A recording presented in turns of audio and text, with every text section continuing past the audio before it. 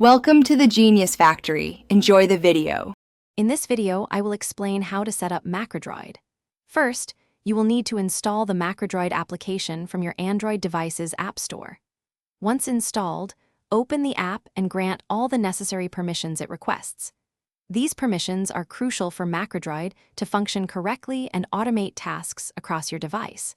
Take a moment to explore the main user interface and understand its layout before diving into creating your first macro. Now, let's build your first macro. Tap the prominent Add Macro button to start. Every macro needs a trigger, which is the event that initiates it, like connecting to Wi-Fi or receiving a text. Next, you'll select an action, which is what MacroDroid will do, such as launching an app or sending a notification.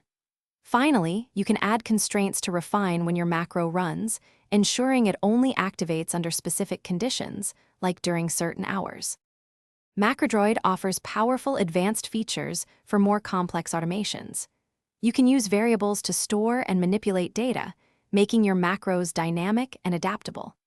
Implement if/else statements to introduce conditional logic, allowing your macro to perform different actions based on various conditions. You can also schedule macros to run at precise times or recurring intervals. Don't forget to explore the hundreds of community-shared templates for inspiration and ready-to-use automation ideas. Testing your macros is a critical step to ensure they work as intended. After creating a macro, always test it thoroughly to confirm its functionality. If you encounter any issues, utilize the built-in debug option to pinpoint errors. The MacroDroid community forums are an excellent resource for troubleshooting and finding solutions to common problems.